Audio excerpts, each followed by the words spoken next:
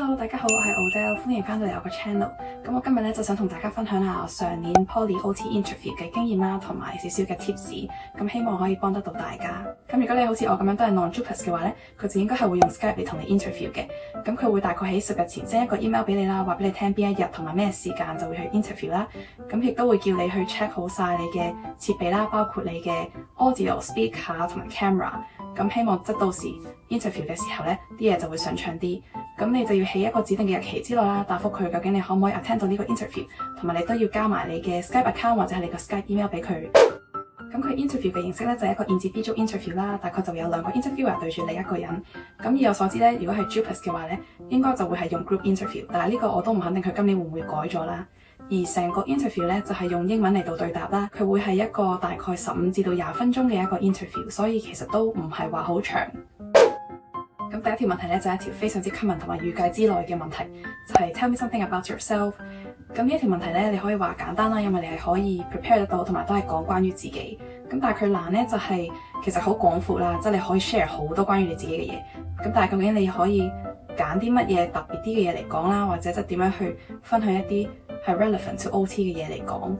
咁所以我嗰陣時大概都係講下即係名啦、幾多歲啦、喺邊度讀緊書。咁你都可以分享一下，譬如你揀咗啲乜嘢科嚟讀啦，點解你會對呢啲科有興趣，跟住你就可以分享一下即係點解你會想讀 OT 啦。咁樣就會可以幫手去縮窄少少嘅範圍啦，同埋就可以引導到個 interviewer 去問你多啲關於 OT 嘅嘢。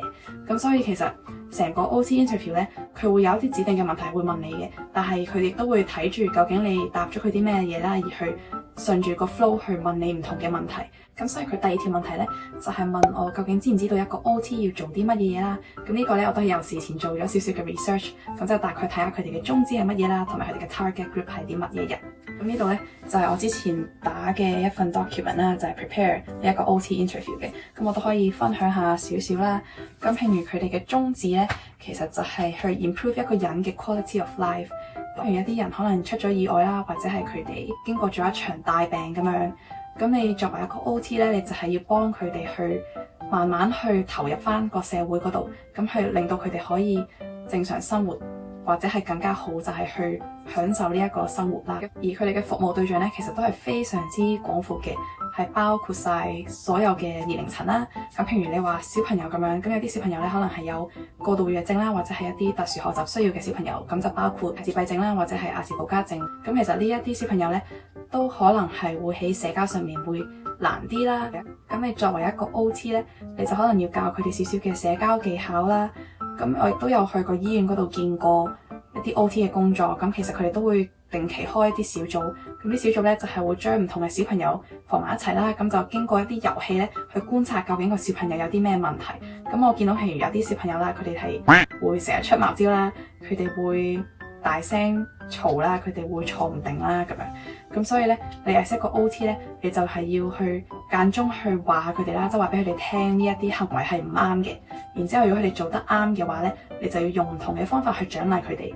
咁希望咧，慢慢經過唔同嘅小組訓練之後咧，佢哋就會學識究竟係邊一啲係接受到嘅行為啦，邊一啲係佢哋需要戒嘅行為。咁跟住亦都有一啲人啦，可能佢哋會發生咗意外，咁令到佢哋行動唔太方便。咁但係佢哋都會想繼續去玩下運動啊，或者去返工啊咁樣嘅。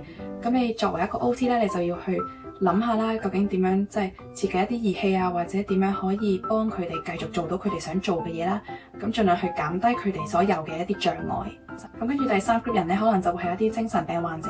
咁佢哋好多時咧，可能都係因為對自己嘅信心唔係好大啦。咁跟住佢哋亦都會係對未來係好擔憂，因為實在太多未知之數咁樣啦。咁你作為一個 OT 咧，你唔可以好似心理醫生咁樣開藥俾佢哋啦，或者係心理學家去開解佢哋。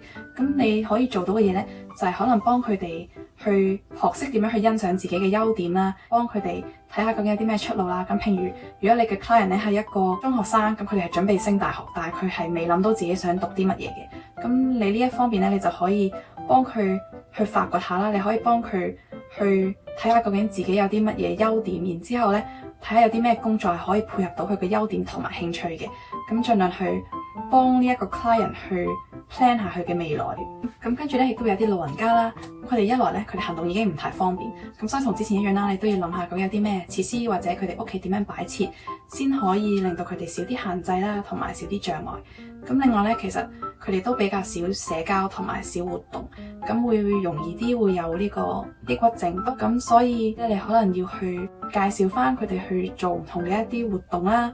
咁譬如咧，我嗰陣時去醫院去參觀佢哋 OT 嘅部門咧，佢哋係有一張麻雀台喺度。咁係啦，所以你可能作為一個 OT，你就要去教下佢哋點樣玩麻雀啦，因為麻雀其實咧，除咗撇開係賭錢之外咧，都係一個可以訓練佢哋頭腦同埋可以識到朋友嘅一個活動嚟嘅。咁所以換言之咧，OT 嘅工作咧係非常之重要啦。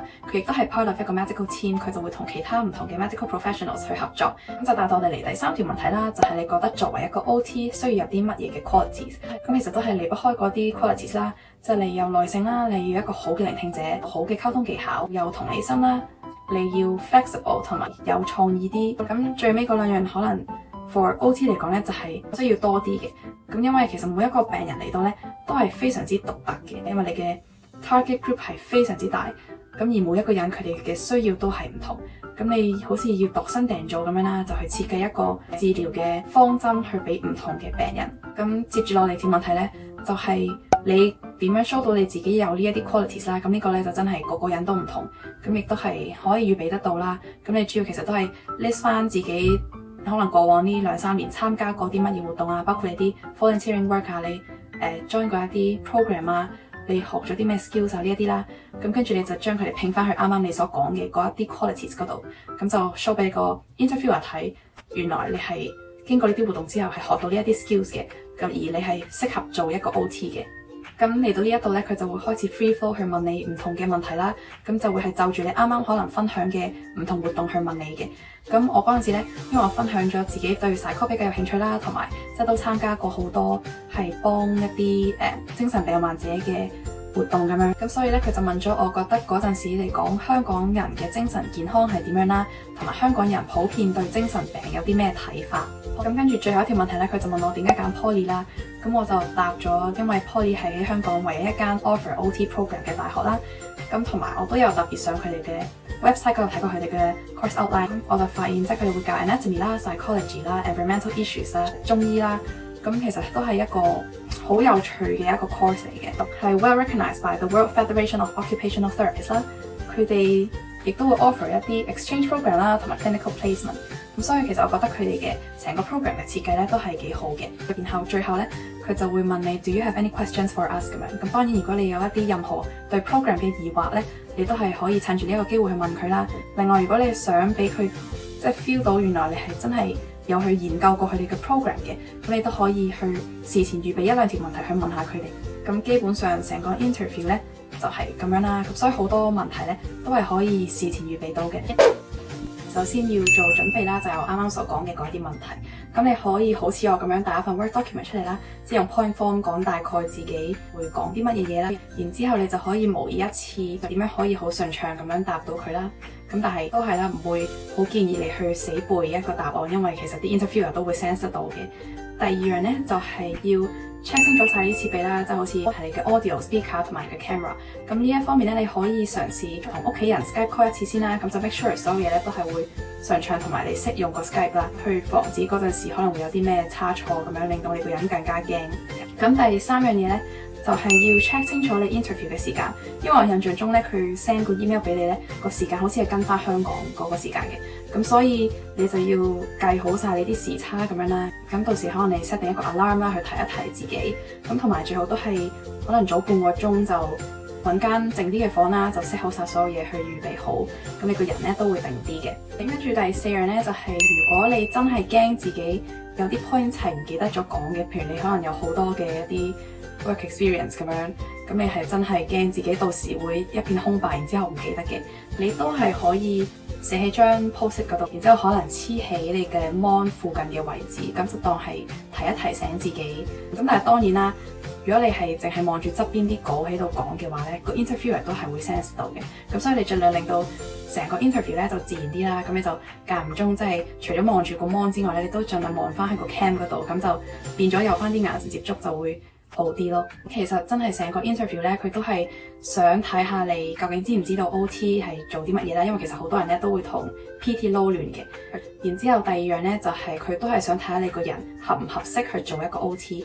咁所以喺一個咁樣嘅 interview 入邊咧，你就盡量去 show 到你有呢一啲咁樣嘅 qualities 啦。咁個 interview 咧就唔係話好 challenging 嘅。咁只要你係順其自然啦，做翻自己啦 ，prep 少少咁樣，咁就已經好足夠噶啦。interview 完之後咧，大概佢就會喺4月頭至到4月中俾 offer。咁我上年大概都係4月9號左右啦，就收到一個 offer 嘅 email。咁跟住佢就會叫你去翻你嘅 admissions 嘅 account 嗰度啦，去 check 翻呢個 conditions， 去 accept 你個 offer 同埋去交留位費。咁今日條片咧就嚟到呢一度啦，希望幫到即將 interview 嘅你，或者睇緊呢條片嘅你啦。咁如果你有啲咩問題嘅話咧，你都可以喺下面嗰度 comment 或者去 Instagram 嗰度 direct 我，咁我都會 check 或者去盡量答翻大家嘅。咁我哋下一條片再見啦，拜拜。